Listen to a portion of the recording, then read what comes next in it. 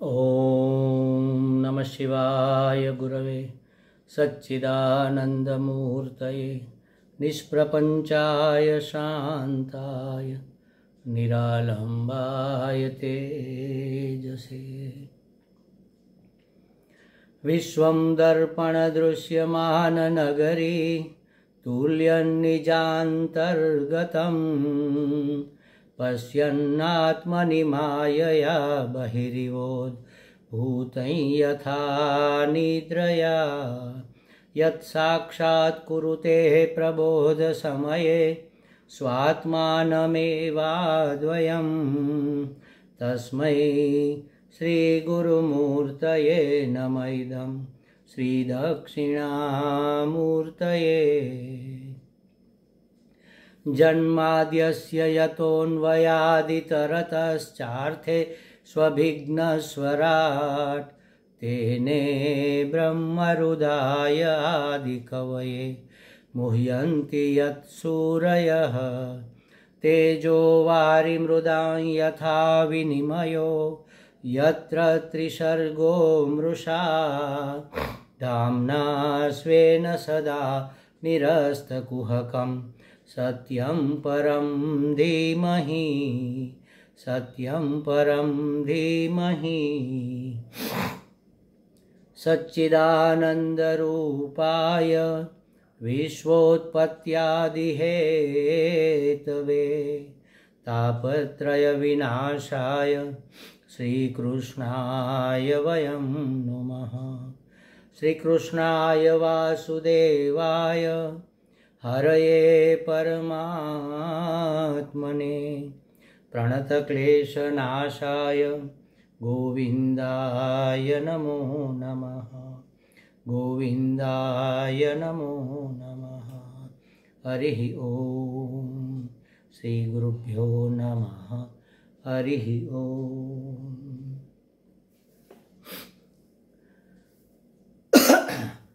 आज के इस अध्यात्म परिषद में आप सबका स्वागत है। श्रीमद् भागवत जी तीसरा स्कंद चल रहा है, 25वां अध्याय। उस अध्याय के 23वें श्लोक में भगवान ने कहा कि जो मेरा ही आश्रय करके मेरे परायण रहकर मेरी पवित्र कथाओं का श्रवण कीर्तन करता है तथा मुझ में ही चित्त लगाए रहते हैं, एतान उन भक्तों को संसार के विविध ताप संताप नहीं तपा सकते, माने उसको कोई कष्ट नहीं पहुंचा सकता। ऐसे साधु महात्माओं का हमें संग करना चाहिए। देखो, एक तो साधु का लक्षण इसमें बता दिया, किसको साधु किसको महात्मा कहेंगे। हम इतने ज्ञानी नहीं है, हमारी इतनी हाइट नहीं है, हमारा इतना ऊंचा लेवल नहीं है कि किसी ज्ञानी पुरुष के ज्ञानी होने को पहचान सके। तो फिर कैसे पहचानेंगे? कुछ लक्षण ऐसे हैं जो बाह्य है, कुछ लक्षण ऐसे हैं जो आंतरिक है। इसमें दोनों प्रकार के लक्षण मिश्रित करके बता दिया है। जैसे कहा कि मेरा ही आश्रय करके रहता है, माने वो किसी पर डिपेंडेंट नहीं है। येन केन प्रकारेण, गीता जी ने कहा, जिस किसी प्रकार से भी जो कुछ भी मिल जाए उसमें ही संतुष्ट और खुश रहता है। तो किसी महात्मा को देखकर अगर हमें लगे कि वह संतुष्ट है, प्रसन्न है, सिर्फ कौपीनवंतम होते हुए भी परम भाग्यवंतम अपने आप को मान रहा है, एक लंगोट पहने हुए है, लेकिन फिर भी इतना संतुष्ट है, इतना प्रसन्न है, तो समझ लो कि वह ज्ञानी पुरुष है। एक बार सिकंदर कहीं जा रहा था युद्ध करने, किसी प्रदेश को जीतने के लिए जा रहा था। तो उसने अपने सैनिकों से, अपने मंत्रियों से कहा कि चलो हम गुरुजी को प्रणाम करके चलेंगे। उसके गुरुजी थे, संत थे डाइजोनिस। डायोजनीस तो बड़े महान पुरुष थे, बड़े महान संत थे, ज्ञानी पुरुष थे, जीवन मुक्त पुरुष थे। एक लंगोटी के ऊपर ही रहते थे और एक बार तो कमंडल भी रखते थे, लेकिन कमंडल लेकर नदी के किनारे पानी पीने गए वो महात्मा, तो जब तक वो कमंडल को धोए, साफ करे, पानी भरे, पिए, उससे पहले एक कुत्ता आया, लब लब लब लब करके पानी पीकर चला गया। उसने कहा, अरे ऐसे भी पानी पिया जाता है, तो ये कमंडलू संभालने की, इसकी जिम्मेवारी लेने की क्या जरूरत है। फेंक दिया, बहा दिया नदी के पानी में, और ऐसे ही चुल्लू भर के पानी पी लिया। तो ऐसे त्यागी और परम संतुष्ट और परम प्रसन्न महात्मा थे। तो मंत्रियों ने खोजा कि चलो भाई, इस नदी के किनारे पर रेत में पड़े हुए हैं। तो गया सिकंदर अपना सब सैनिकों का सेना वेना लेकर, वहां से दर्शन करके फिर चला जाएंगे। तो गया वहां पर, वो तो आंखें मूंद कर पड़े थे। कहा, गुरुजी प्रणाम करता हूँ। गुरुजी ने आंखें खोली, हाँ बोलो। तो महाराज मैं जा रहा हूँ ये जीतने के लिए, पास वाला जो राज्य है, जो राष्ट्र है उसको। अच्छा, बहुत अच्छा, अच्छी बात है, जाओ। लेकिन फिर क्या करोगे? फिर उसके पीछे वाला राज्य, उसके पीछे वाला राष्ट्र, देश जीतूंगा, फिर वो जीतूंगा, फिर वो जीतूंगा, फिर पूरी दुनिया जीत लूंगा। अच्छा, फिर क्या करोगे? फिर आराम से रहूंगा। अरे भाई पागल आदमी, अगर तुम्हें आराम से ही रहना है तो आ जाओ मेरे पास, बहुत जगह पड़ी है, सो जाओ, मैं आराम से ही हूँ।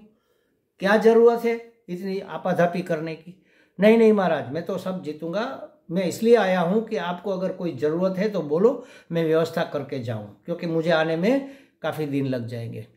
मैं आपकी क्या सेवा कर सकता हूँ? उसने कहा कि जरा थोड़ा खिसक कर खड़ा रहे, क्योंकि तुम बीच में आ रहे हो, धूप नहीं आ रही है, तुम्हारी छाँव मेरे ऊपर पड़ रही है। सर्दी के दिन थे, तो उसने कहा धूप आने दे, बस मेरी सेवा हो गई, जाओ तुम। देखो, ऐसे महात्मा बिल्कुल कुदरत की ओर से जो भी प्राप्त होता है उसमें संतुष्ट है, माने वह परमात्मा के आश्रित है और किसी के आश्रित नहीं। सिकंदर इतना बड़ा महान राजा था, वो जो चाहे वो दे सकता था, लेकिन चाह गई चिंता मिटी मनवा बेपरवाह, जिसको कछु न चाहिए वो शाहों के शाह, वो बादशाह है, उसको क्या चाहिए। तो जो मेरे आश्रित है, ऐसे महात्मा जो मेरे परायण रहकर मेरी पवित्र कथा का श्रवण और कीर्तन करते हैं। मेरे परायण रहना माने परमात्मा में ही निष्ठा रखना। हम परमात्मा के आश्रित तो है, लेकिन थोड़ी बहुत तकलीफ आती है तो फिर संसार के सामने हाथ फैलाते हैं, भरोसा नहीं रखते परमात्मा के ऊपर। परमात्मा के ऊपर पूरी की पूरी श्रद्धा होना, एक निष्ठ रहना, अड़िग रहना, उसके ऊपर श्रद्धा, उसको कहते हैं परमात्मा परायण। परमात्मा परायण माने परमात्मा में ही निष्ठा होना। तो ऐसा जो भक्त है, जो परमात्मा में ही निष्ठ है, चाहे कैसी भी विपत्ति आ जाए, कभी वह संशय नहीं करता कि परमात्मा मुझे छोड़कर गए हैं, परमात्मा मेरी सहायता नहीं कर रहे हैं, परमात्मा मुझे भूल गए हैं। ये संशय जो परमात्मा परायण होता है, जो ब्रह्मनिष्ठ होता है, उसके मन में नहीं उठता। एक भक्त, बड़ा अच्छा भक्त, परम भक्त था भगवान का, जा रहा था कहीं, तो बीच में एक बहुत बड़ा रण आने वाला था। तो उसने भगवान से कहा कि भगवान आप मेरे साथ चलो पूरी यात्रा में, मुझे कोई दिक्कत ना हो, आप मेरी सहायता में रहना, मैं आपके साथ साथ चलूँगा। ये तो वार्ता है, वैसे तो कथा है। तो वो चला और देखा कि उसके 2 पाँव के निशान तो पड़ रहे हैं, और 2 पाँव के निशान साथ में और भी सुंदर पाँव के निशान और भी साथ साथ चलते हैं। तो उसने सोचा कि चलो भगवान मेरे साथ है, ये 2 निशान मेरे पाँव के और बाकी के 2 निशान मेरे भगवान के हो रहे हैं। भगवान तो अदृश्य थे। आगे जाते हुए जब रण आया तो भी थोड़ा बहुत निशान तो चला, लेकिन जब आंधी आई, तूफान आया, रेत उड़ने लगी, धूप बढ़ने लगी, प्यास असह्य होने लगी, हे भगवान ऐसा करके उसने देखा तो अब 2 ही कदम थे और 2 गायब हो गए। तो उसने बड़ा डांटना शुरू किया भगवान को, अरे भगवान आपने तो मेरा साथ छोड़ दिया, अभी ही आपकी तो ज़रूरत थी, आपने ये क्या कर दिया, मुझे पता था आप धोखा दोगे। ऐसा करते करते रण पास तो हो गया, लेकिन फिर से जब रण पूरा हुआ, आंधी तूफान थम गया, तो फिर से 4 कदम दिखने लगे। तो उसने कहा देखो भगवान, मैंने कहा था आप मेरा साथ छोड़ दोगे, जब दिक्कत थी तब आप नहीं थे, अब वापस आ गए। तो भगवान ने आकाशवाणी से कहा कि मूर्ख, वो 2 कदम मेरे थे, मैंने तुम्हें अपने कंधों पर उठा लिया था, क्या थी तुम्हारी सामर्थ्य उस रण को पास करे, उसको पसार करने की। तो कहने का मतलब है कि ऐसी संकट के समय भगवान के ऊपर से अपनी श्रद्धा न डिग जाए, श्रद्धा अड़ग रहे, उसको कहते परायणता, उसको कहते निष्ठा। जो मेरे परायण है, जो मेरा आश्रित है, जो मेरे परायण है, और ऐसा होकर के मेरी पवित्र लीला कथाओं का श्रवण करता है, कीर्तन करता है। कथा माने सिर्फ वार्ता नहीं, भगवान का रूप, भगवान के गुण, भगवान की लीला, भगवान का पराक्रम, भगवान का वीर्य, इन सब की जो बातें सुनता है, इसको कहते कथा। कथा सुनता है और कीर्तन करता है, माने उसको दूसरे के आगे सुनाता है, गाकर सुनाए चाहे कहकर सुनाए, दोनों को कीर्तन कहेंगे। तो मेरी पवित्र कथाओं का श्रवण और कीर्तन करता रहता है तथा मुझ में ही चित्त लगाए रहता है, उसके चित्त में और कोई संस्कार जागृत होते ही नहीं। जो भी चित्त में विचार जागृत हो, समझता है कि ये तो मेरे भगवान है, इस रूप में मेरे भगवान है। हर एक रूप में वह अपने भगवान को ही देखता है। उसके मन में किसी भी वस्तु, व्यक्ति, पदार्थ को देखकर परमात्मा की ही वृत्ति उत्पन्न होती है, उसे परमात्मा प्रतीति ही होती है। एक महात्मा थे, शायद मैकरण दादा ऐसा कुछ नाम था, कच्छ के, शायद वही उसी की बात है, या तो और कोई था। वो रोटियां सेक रहे थे। दरवाजा तो होता नहीं महात्माओं की झोपड़ी में, क्या करना दरवाजे का, शायद होगा तो भी खुला होगा। तो वो रोटियां सेक कर बाजू में रख रहे थे थाली में। तो एक कुत्ता आया दौड़ता हुआ और सभी रोटियां उठाकर भागा। तो पीछे महात्मा दौड़े एक कटोरी लेकर, कुत्ते को कहने, अरे भगवान, अरे कुत्ते भगवान, देखो देखो देखो, रोटियां सूखी हुई है, आपके गले में अटकेगी, लाओ मैं घी लगा देता हूँ। देखो कुत्ता भाग रहा है उसकी रोटियां लेकर, तो उसके पीछे घी लगाने के लिए दौड़ रहे हैं। क्यों? क्योंकि वह उसको भगवान समझ रहे हैं। एक दूसरे महात्मा झोपड़ी में सोए हुए थे, किसी ने दक्षिणा बक्षिणा थोड़ी बहुत दी होगी, वो पड़ी थी पास में किसी टिपोई के ऊपर या किसी पत्थर के ऊपर।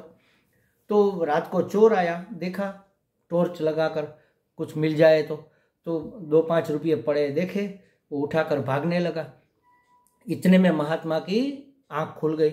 उसने, अरे अरे अरे चोर भगवान ठहरो ठहरो, चोर भगवान ठहरो, ये मेरे तकिए के नीचे और 5 रुपये पड़े, वो तो लेकर जाओ, आपका मेहनत निकम्मा नहीं होना चाहिए, चोर भगवान ले जाओ। देखो चोर को भी भगवान जो समझता है, तो उसके चित्त में दूसरी कौन सी वृत्ति जागृत होगी? बस जो भी देखे, जिसको भी देखे, जहां भी देखे, जैसे भी देखे, भगवान को ही देखे। दूसरा प्रत्यय उसके मन में उठता ही नहीं। तो ऐसा जो भक्त है, एतान, ऐसे भक्तों का बहुवचन है, एतान, ऐसे भक्तों को संसार के विविध ताप संताप तपा नहीं सकते।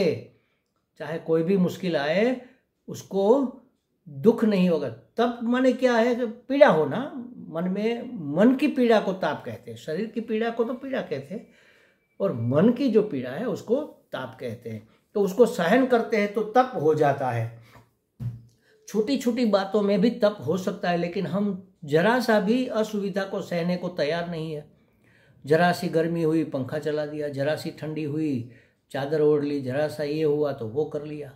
बिल्कुल सहन शक्ति, इसको शास्त्र की भाषा में तितिक्षा कहते हैं। तितिक्षा एक मूल्य है, उसको धारण करना चाहिए साधक को। जितना हो सके उतना सहन करो, नहीं हो सके तब उपाय करो। उपाय भी कारगर ना हो तो ईश्वर की इच्छा समझकर सहन कर लो। तो इसको कहते हैं तप। तो विविध ताप संसार के, उसको तपा नहीं सकते, माने कि दुख नहीं आएगा ऐसा नहीं, विपत्ति या तो मुश्किलें नहीं आएगी, असुविधा नहीं होगी ऐसा नहीं, लेकिन असुविधा को वह हंसते हुए सह जाएगा, तितिक्षा में रहेगा। उसको कोई भी कष्ट उसको कष्ट नहीं पहुंचा सकता। वह दुख तो आएगा लेकिन उसको दुखी नहीं कर पाएगा। ऐसे साधु महात्माओं का हमें संग करना चाहिए। यहाँ ये बातें कपिल भगवान अपनी माता को समझा रहे, माता देवहूति को उपदेश देते हुए कहते कि ऐसे साधु मिल जाए तो उसका जरूर संग करना चाहिए, उसके साथ सत्संग करना चाहिए, उसकी सन्निधि में रहना चाहिए। ऐसे महात्मा मिलना, नारद जी ने भक्ति दर्शन में कहा है कि बड़ा दुर्लभ है, लेकिन अगर मिल जाए तो अमोघश्च, वो अमोघ है, रामबाण है, समझ लो। एक बार ऐसा महात्मा आपके संपर्क में आ गया तो समझ लो आपका जीवन उद्धार हो गया। अब आप चाहे कुछ करो चाहे न करो, उसकी सन्निधि मात्र आपका उद्धार करने में समर्थ होती है, उसका असर होता ही होता है। जाने पियो या अनजाने पियो, आप अमृत पियोगे तो अमर हो ही जाओगे। आप समझो कि ये पानी है, या समझ लो कि ये शरबत है, मीठा मीठा लगा, मधुर लगा, बड़ा अच्छा शरबत है, आपने पी लिया।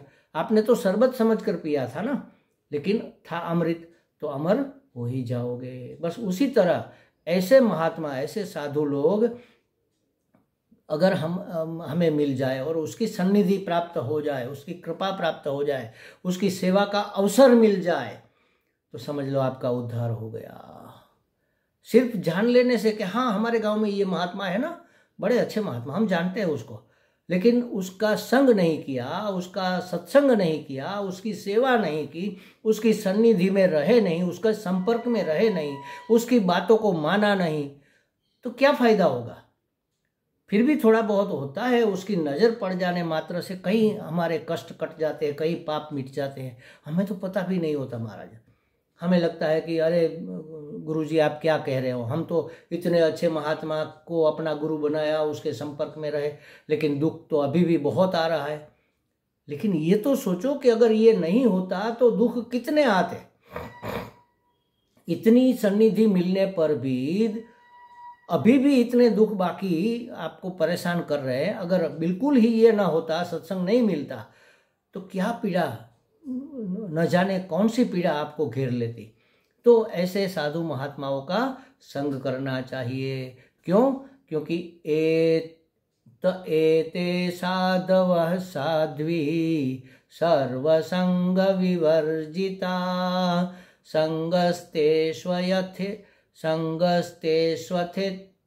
संगस्तेष्वथते पार्थ्यः संगदोषहराहिते। हे साध्वी अपनी माँ को कहते हैं, क्योंकि अब वह साधु हो गई है, माने निर्मल सरल हो गई है साध्वी। ऐसे ऐसे सर्वसंग परित्यागी महापुरुष ही साधु है।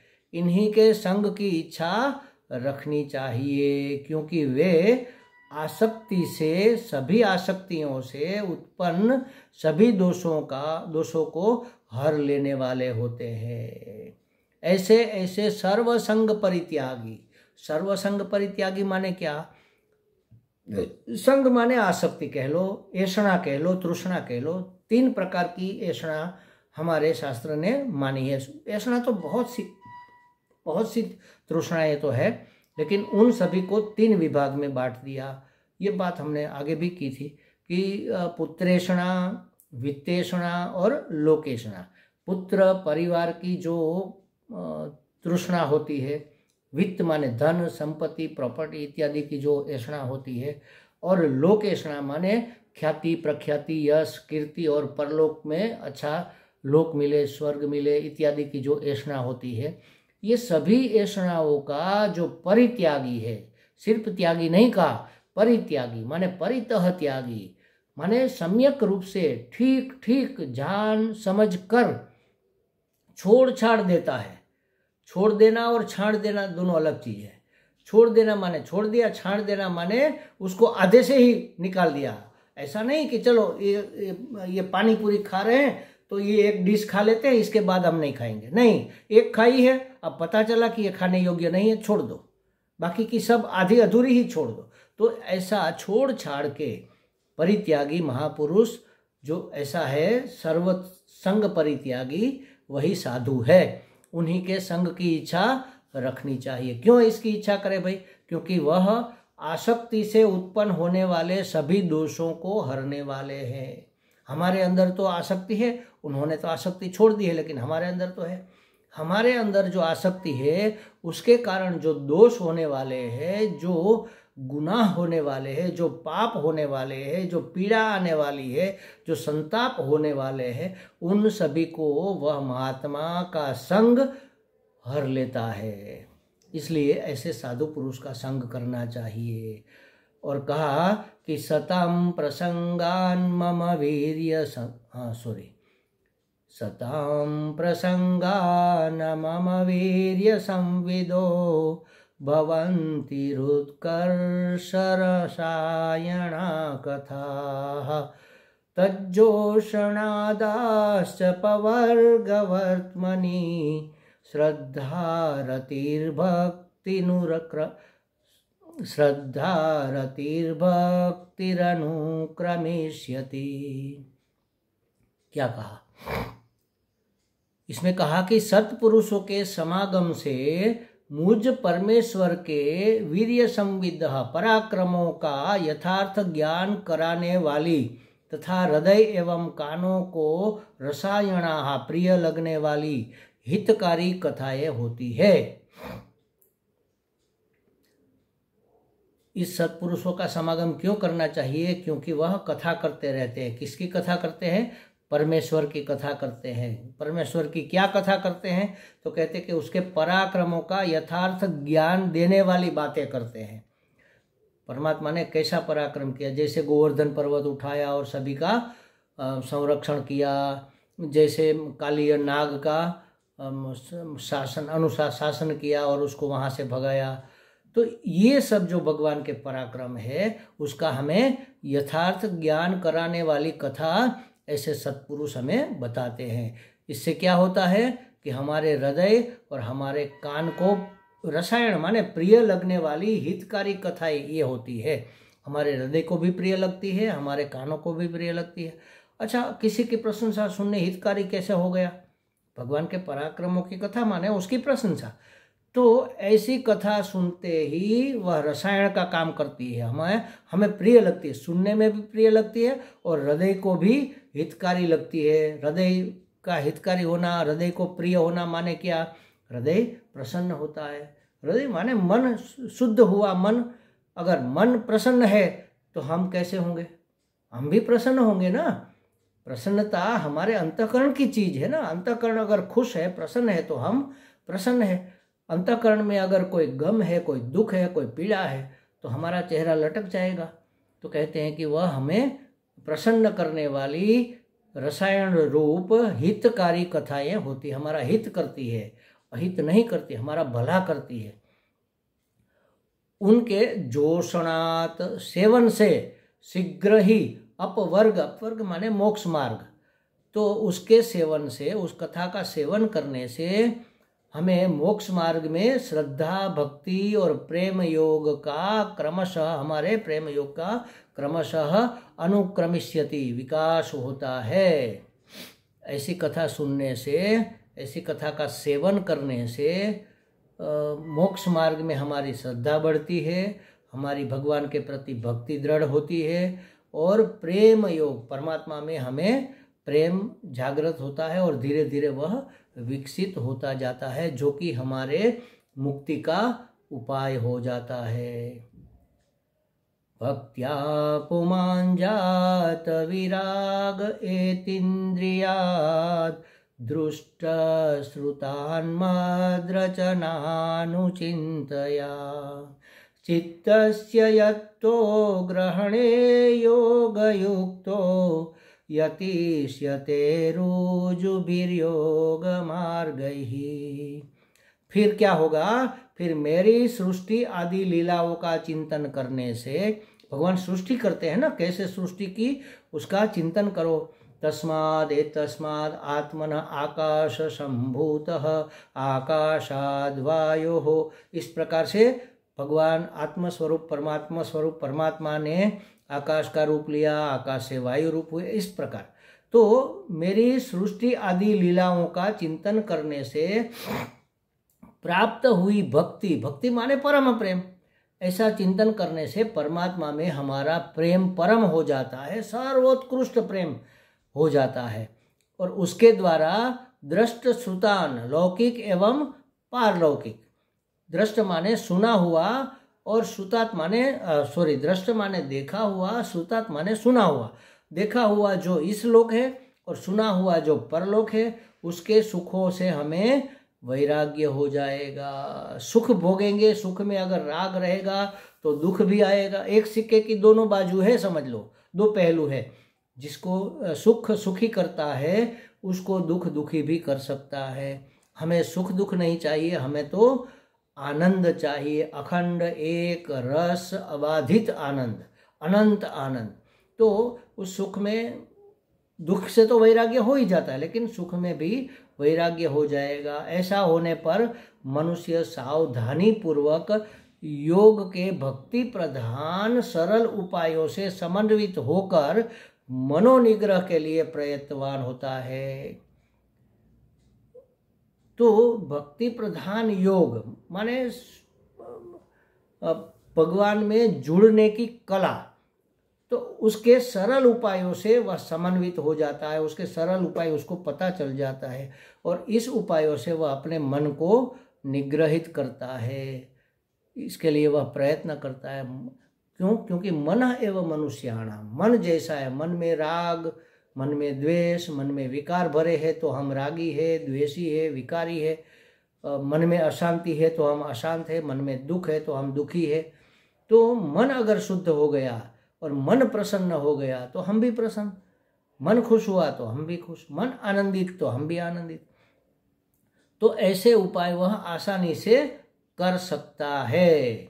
देखो, मनुष्य जैसा संग करता है वैसा रंग उसके ऊपर चढ़ जाता है। जैसा संग वैसा रंग, ऐसा हम कहते हैं। बड़े बड़े सदाचारी भी दुराचारी लोगों के संग में पड़कर दुराचार की ओर आकृष्ट हो जाते हैं, और बड़े बड़े दुराचारी भी सदाचारी के संग में सतत रहेंगे तो उसका दुराचार धीरे धीरे समाप्त होने लगता है। संग दोष बड़ा ही प्रबल होता है, इसलिए संग करने में सबसे बड़ी सावधानी रखनी चाहिए। नारद भक्ति सूत्र में नारद जी ने कहा है कि दुष्ट से भी ज्यादा बुरा दुष्ट का संग है। दुष्ट तो बुरा है, वो हमारी बुराई कर सकता है थोड़ी बहुत, लेकिन अगर उसका संग करे तो हमारा तो पतन ही हो जाएगा। तो दुष्ट से भी दुष्ट का संग ज्यादा विनाशकारी होता है। तो कहा कि ऐसे दुराचारी लोगों के संग में पड़कर हम आकृष्ट हो जाते हैं। संग दोष बड़ा ही प्रबल होता है, हमें वश कर लेता है। जैसे हलाहल विष को शिव जी ने, हर कहते हैं शिव जी को, इसने पी लिया, वैसे ही सत्संग संग दोष को हर लेता है। सत्संग अगर करेंगे तो हमारा संग दोष, विष रूप जो संग दोष है, कुसंग के दोष को वह हर लेता है। रसायन रूप भगवत सत्संग के सेवन से अपवर्ग वर्तमा, मन माने कि भगवान में श्रद्धा हो जाती है, मोक्ष के मार्ग पर हमारी गति हो जाती है। जो मुक्तोपश्रुत्य उन भगवान में श्रद्धा हो जाती है, फिर अनुराग हो जाता है और तब परम प्रेम रूपा भक्ति प्रकट हो जाती है, जिससे लोक परलोक से वैराग्य। हमें अब कुछ नहीं चाहिए, हमें सिर्फ परमात्मा का शरण चाहिए, परमात्मा की प्राप्ति चाहिए। वैकुंठ लोक, वैकुंठ माने जहाँ पर कोई रोक टोक नहीं है, कोई कुंठा नहीं है, ऐसा लोक माने परम मुक्ति, जीवन मुक्ति कह लो, विदेह मुक्ति कह लो। तो इस प्रकार से सत्संग से, साधु के संग से हमें परम की प्राप्ति में अग्रसर होने में सहायता मिलती है। अपवर्ग में हमें आरूढ़ होने में सहायता मिलती है। इसलिए साधुओं का संग करना चाहिए। साधु कैसा होना चाहिए वो पहले ही बता दिया कि जो परमात्मा का आश्रय करता है, परमात्मा परायण है, परमात्मा की कथाओं का श्रवण कीर्तन करता है और उसके चित्त में परमात्मा के सिवा और कोई प्रत्यय उठता ही नहीं है। ऐसे साधु का संग करने से हमारे सभी संग दोष जो है हमारे अंदर वह कट जाते हैं, मिट जाते हैं और हम अपवर्ग की ओर, मोक्ष मार्गी की ओर, परमात्मा प्राप्ति की ओर, अखंड एक रस अबाधित आनंद की प्राप्ति की ओर आगे बढ़ सकते हैं। इसके विषय में और भी चर्चा है जिसको हम बाद में करेंगे। ओम पूर्णमदः पूर्णमिदं पूर्णात् पूर्णमुदच्यते पूर्णस्य पूर्णमादाय पूर्णमेवावशिष्यते। ओम शांति शांति शांति। हरि ओम। श्री गुरुभ्यो नमः। हरि ओम।